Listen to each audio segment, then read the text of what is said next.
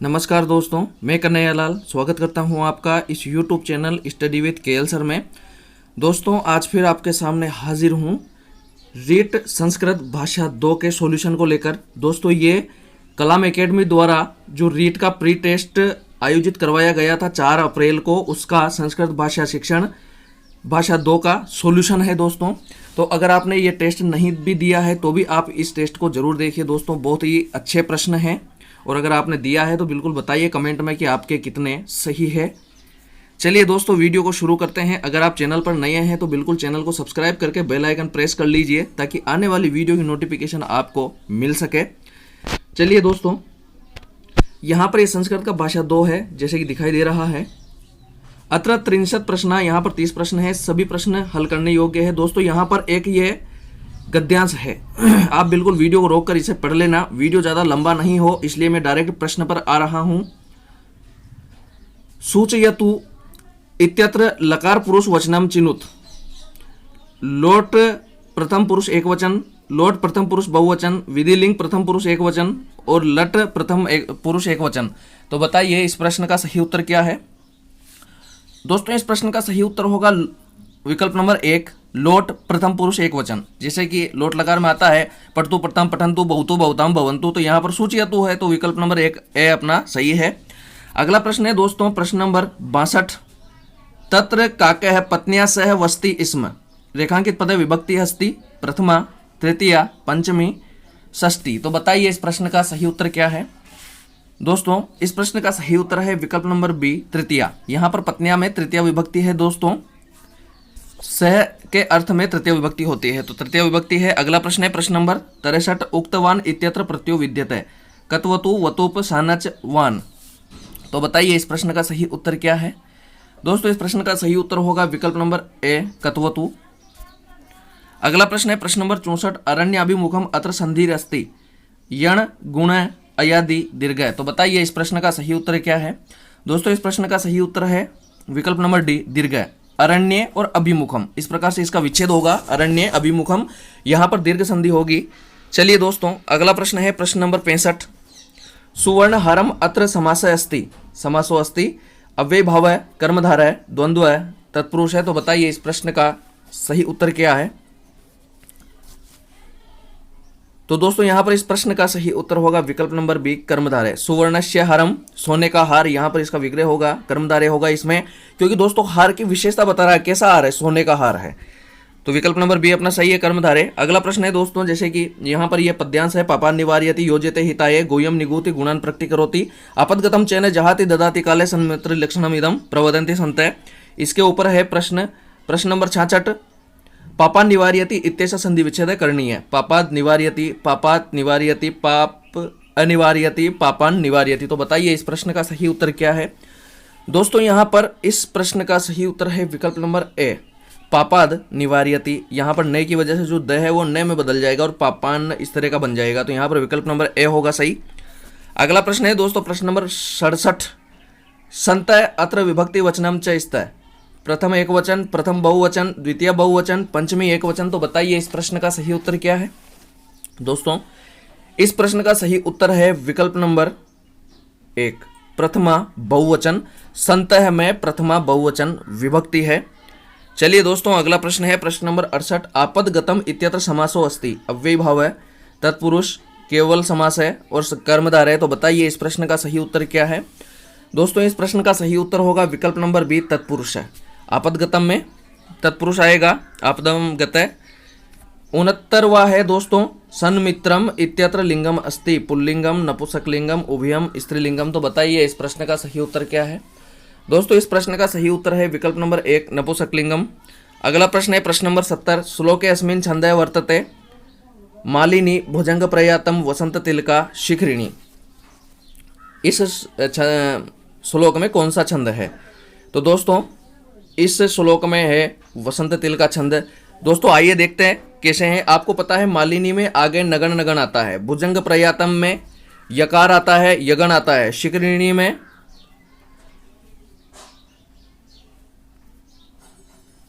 रसे रुद्रेश चिन्ह यमन सबलाक शिखरिणी, यहाँ पर यगन आता है आगे, वसंत तिलका में उगता वसंत तिलका तब जा जगोगे, मतलब आगे तगण और फिर भगन आता है। तो आइए श्लोक देखते हैं, आपको समझ आ जाएगा दोस्तों। ये श्लोक है दोस्तों, यहां पर अपन को देखना है कौन सा छंद है। तो देखते हैं यहां पर गुरु, गुरु और लघु। तो इस प्रकार से ताराज ये तगण हो जाता है दोस्तों। फिर इस हिसाब से यहां पर गुरु लघु लघु ये भानस भगण हो जाएगा दोस्तों। तो तगण भगण आ रहा है, इस हिसाब से यहीं से प्रकट हो गया, स्पष्ट हो गया कि इसमें वसंत तिल का छंद है दोस्तों, वसंत तिल का छंद है। तो चलिए चलते हैं अगले प्रश्न की तरफ। इसमें छंद वसंत तिल का, उगता वसंत तिल का तब जा जगोगे, आपको अगर लक्षण याद हो, इसका सूत्र याद हो। अगला प्रश्न है दोस्तों, प्रश्न नंबर 71, झ वर्णस्य उच्चारण स्थानम वर्तते या अस्ति, उच्चारण स्थानम अस्ति, तालु कंठ है मूर्धा नासिका। तो बताइए इस प्रश्न का सही उत्तर क्या है दोस्तों। इस प्रश्न का सही उत्तर है विकल्प नंबर ए तालु। झ वर्ण का उच्चारण स्थान तालु है, इचु यशा नाम तालु सूत्र से, च छ ज झ इचु यशा नाम तालु, विकल्प नंबर ए सही है। अगला प्रश्न है प्रश्न नंबर 72, हितम मनोहारी च वच उचित पदेन सुक्तिम योजयत, सुलभ कठिनम दुर्लभम सरलम। तो बताइए इस प्रश्न का सही उत्तर क्या है दोस्तों। इस प्रश्न का सही उत्तर है विकल्प नंबर सी दुर्लभम, हितम मनोहारी च दुर्लभम वच। अगला प्रश्न है दोस्तों प्रश्न नंबर 73, सूरदास आंखों से अंधा था, अस्य संस्कृता अनुवाद अस्ति, सूरदास नेत्रेण अंध आसीत, सूरदास नेत्राभ्याम अंध अस्ति, सूरदास नेत्राभ्याम अंध आसीत और सूरदास नेत्राभ्याम अंध आसीत। तो बताइए इस प्रश्न का सही उत्तर क्या है दोस्तों। यहां पर इस प्रश्न का सही उत्तर है विकल्प नंबर डी, सूरदास नेत्राभ्याम अंध आसीत। यहां पर सही होगा दोस्तों, तृतीय विभक्ति आएगी इसमें और इधर ये भूतकाल वाला आसीत। तो यहां पर विकल्प नंबर डी अपना सही है। अगला प्रश्न है दोस्तों प्रश्न नंबर 74, विद्यालय गमनेन पूर्वम गृह कार्यम कुरु वाक्य से शुद्ध रूपम किम। विद्यालय गमनात् पूर्वम गृह कार्यम कुरु, विद्यालय गमाय पूर्वम गृह कार्यम कुरु, विद्यालय गमनस्य पूर्वम गृह कार्यम कुरु और विद्यालय गमन पूर्वम गृह कार्यम कुरु। तो बताइए इस प्रश्न का सही उत्तर क्या है दोस्तों। यहां पर होगा विकल्प नंबर ए, विद्यालय जाने से पहले गृह कार्य करो, विद्यालय गमनात् पूर्वम गृह कार्यम कुरु, यहां पर होगा आपने। चलिए अगला प्रश्न है दोस्तों प्रश्न नंबर 75, रिक्त स्थानस्य पूर्ति प्रदत्त, रिक्त स्थानस्य पूर्ति प्रदत्त, केशव 5:30 वादने मित्र से क्रीडितुम गच्छति, महेश है ये 10 है वादने पठितुम विद्यालयम गच्छति, अंकित रात्रो 8:45 वादने गृहम गच्छति, अयम सायं वादन पर्यंतम लेखन कार्यम करोमि। तो यहाँ पर अपन को दोस्तों इस हिसाब से विकल्प में देखना है कौन सा मिलेगा। देखिए दोस्तों आगे आगे पहले नंबर पे है 5:30 सार्ध पंच आएगा। तो देखिए सब में सार्ध पंच कहाँ पर है, इसमें नहीं है तो ये विकल्प गया दोस्तों, इसमें सार्ध पंच नहीं है तो ये गया, ये भी गया, सार्ध पंच नहीं है। अब देखिए सार्ध पंच और किस में है, सार्ध पंच इसमें है और इसमें है। सार्ध पंच है दूसरे में है 10 बजे तो 10 आएगा, दोनों में 10 है, ठीक है। तीसरे में आएगा 8:45 तो पादोन 9, ये 8:45 है तो पादोन 9 आ गया, इधर पादोन सप्त आ गया, पादोन सप्त अपने है ही नहीं। तो यहां पर दोस्तों अपने विकल्प नंबर बी हो जाएगा, सार्ध 10 पादोन 9 सपाद सप्त है। देखिए दोस्तों यहां पर 7:15 बजे हैं, यहां पर 8:45 बजे है, 8:45 है, 9:45 बजे है तो पादोन 9 आ गया। तो इस प्रकार से यहां पर विकल्प नंबर बी अपना सही होगा।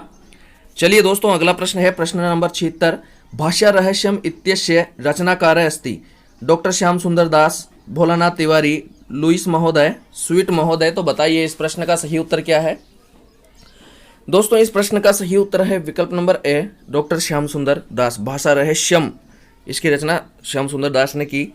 अगला प्रश्न है प्रश्न नंबर 77,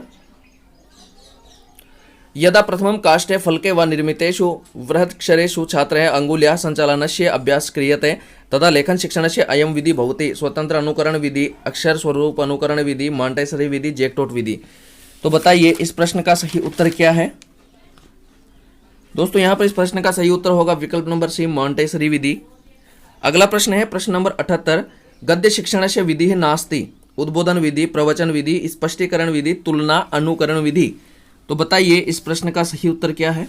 दोस्तों इस प्रश्न का सही उत्तर होगा विकल्प नंबर डी, तुलना, अनुकरण विधि। ये गद्य शिक्षण की विधि नहीं है, जबकि उद्बोधन विधि, प्रवचन विधि और स्पष्टीकरण विधि गद्य शिक्षण की विधियां है। अगला प्रश्न है प्रश्न नंबर 79। निगमन विधेय सोपानानां क्रमो अस्ति। नियम स्पष्टीकरणं प्रयोग प्रदर्शनं पुनः परीक्षणं। प्रयोग प्रदर्शनं नियम स्पष्टीकरणं पुनः परीक्षणं। नियम प्रयोग प्रदर्शनं स्पष्टीकरणं पुनः परीक्षणं। नियम स्पष्टीकरणं पुनः परीक्षणं प्रयोग प्रदर्शनम। तो बताइए यहाँ पर इस प्रश्न का सही उत्तर क्या है। दोस्तों यहाँ पर इस प्रश्न का सही उत्तर है, देखिए निगमन विधि में सबसे पहले नियम प्रतिपादित किया जाता है। तो देखिए नियम पहले में इसमें है, उसके बाद नियम के बारे में स्पष्टीकरण दिया जाएगा, तो ये इन दोनों में है, ये दो ऑप्शन कट जाते हैं। अब स्पष्टीकरण के बाद फिर प्रयोग करेंगे, जो उदाहरण है वो उदाहरण देंगे, तो प्रयोग प्रदर्शनम, फिर पुनः परीक्षणम, फिर देखेंगे कि सही है या नहीं। तो इस हिसाब से विकल्प नंबर ए यहाँ पर सही है। अगला प्रश्न है दोस्तों प्रश्न नंबर 80। मौखिक परीक्षायाः भेदो नास्ति। शलाका परीक्षा, शास्त्रास्त्र, अंत्याक्षरी, वस्तुनिष्ठ प्रश्न। तो बताइए इस प्रश्न का सही उत्तर क्या है। दोस्तों इस प्रश्न का सही उत्तर होगा विकल्प नंबर डी, वस्तुनिष्ठ प्रश्न। अगला प्रश्न है प्रश्न नंबर 81।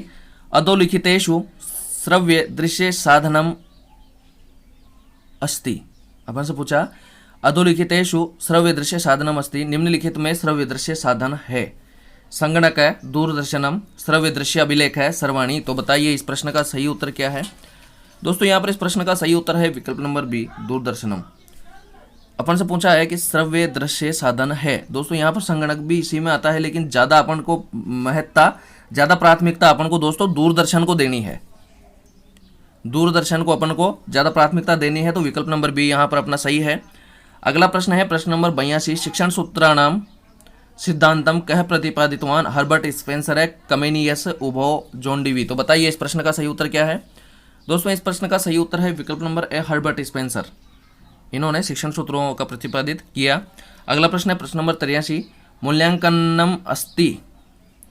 मूल्यांकनम अस्ति उद्देश्यनिष्ठ प्रक्रिया, व्यापक प्रक्रिया, सतत प्रक्रिया, सर्वमपि। तो बताइए इस प्रश्न का सही उत्तर क्या है। दोस्तों इस प्रश्न का सही उत्तर है विकल्प नंबर 4, सर्वमपि। मूल्यांकन उद्देश्यनिष्ठ होता है, बिल्कुल होता है। व्यापक प्रक्रिया होती है, बिल्कुल होती है। और सतत प्रक्रिया भी होती है। मूल्यांकन सतत भी होता है, व्यापक भी होता है। तो विकल्प नंबर डी अपना सही होगा। चलिए अगला प्रश्न है दोस्तों यहाँ पर अपने प्रश्न नंबर 84।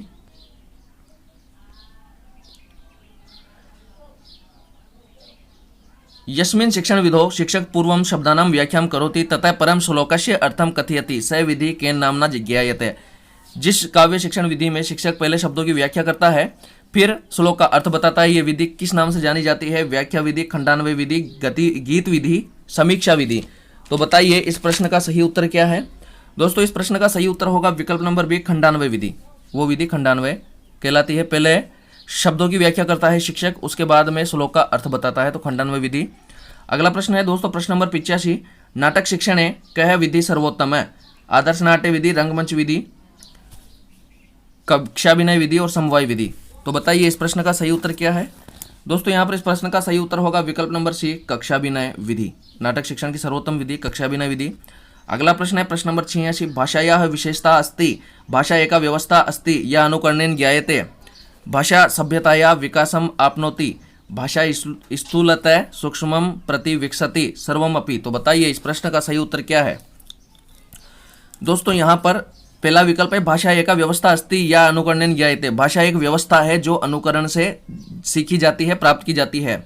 भाषा सभ्यतया विकासम आपनोति। भाषा सभ्यता के द्वारा विकास को प्राप्त करती है, सभ्यता के विकास को प्राप्त करती है भाषा। तो यहाँ पर भाषा स्थूलतः सूक्ष्मम प्रति विकसति। भाषा स्थूल से सूक्ष्म की ओर विकसित होती है, सर्वमपि। तो यहाँ पर अपने विकल्प नंबर 4 होगा। भाषा की ये तीनों ही विशेषताएं हैं। अगला प्रश्न है दोस्तों प्रश्न नंबर 87। संस्कृत पाठ्यपुस्तकस्य भेदो अस्ति। सूक्ष्म अध्ययनस्य पुस्तकम, विस्तृत अध्ययनस्य पुस्तकम, उभयम न कोऽपि। तो बताइए इस प्रश्न का सही उत्तर क्या है। दोस्तों यहाँ पर न कोऽपि आएगा, इनमें से एक भी संस्कृत पाठ्यपुस्तक का भेद नहीं है। अगला प्रश्न है प्रश्न नंबर 88। मौन पठनस्य उद्देश्यं वर्तते। छात्रेषु स्वाध्यायस्य परंपरायाः विकसनं, छात्रेषु अर्थग्रहण क्षमतायाः विकासः, अवधान केंद्रीकरणस्य क्षमतायाः विकासः सर्वमपि। तो बताइए इस प्रश्न का सही उत्तर क्या है। दोस्तों इस प्रश्न का यहाँ पर सही उत्तर होगा, देखिए छात्रेषु स्वाध्यायस्य परंपराया विकसनम, मतलब मौन पाठन का उद्देश्य होता है कि छात्रों की स्वाध्याय की परंपरा का विकास करना, छात्रों की अर्थग्रहण की क्षमता का विकास और अवधान केंद्रीकरण की क्षमता का विकास। इस प्रकार से ये तीनों ही मौन पठन के उद्देश्य हैं। तो विकल्प नंबर डी अपना यहाँ पर सही हो जाता है। अगला प्रश्न है प्रश्न नंबर 89, अश्याम पद्धतो व्याकरणस्य प्राधान्यम भवति, खंडान्वय विधो, दंडान्वय विधो, भाषानुवाद विधो, तुलना विधो। तो बताइए इस प्रश्न का सही उत्तर क्या है। दोस्तों यहाँ पर इस प्रश्न का सही उत्तर होगा विकल्प नंबर बी, दंडान्वय विधो, इसमें व्याकरण की प्रधानता होती है। चलिए दोस्तों अगला और आखिरी 90वां प्रश्न। उससे पहले अगर आपने वीडियो को अभी तक लाइक नहीं किया है तो बिल्कुल दोस्तों लाइक कर दीजिए और शेयर कर दीजिए, और अगर आपको इसमें कंफ्यूजन हो तो आप कमेंट करके बता सकते हैं। 90वां प्रश्न है दोस्तों, अभिनय विधेय भेदो नास्ति, कक्षाभिनय, रंगमंच अभिनय, गीताभिनय और सर्वे। तो बताइए इस प्रश्न का सही उत्तर क्या है। अभिनय विधि का भेद नहीं है, अब कक्षाभिनय भी है, रंगमंच अभिनय भी है, गीताभिनय इसका भेद नहीं है दोस्तों, गीताभिनय अभिनय विधि का भेद नहीं है। तो यहाँ पर अपना आंसर होगा विकल्प नंबर सी, गीताभिनय। तो दोस्तों ये था संस्कृत भाषा 2 का सॉल्यूशन। मिलते हैं जल्दी ही नए वीडियो में, नए टेस्ट के साथ, नए सॉल्यूशन के साथ। तब तक के लिए नमस्कार।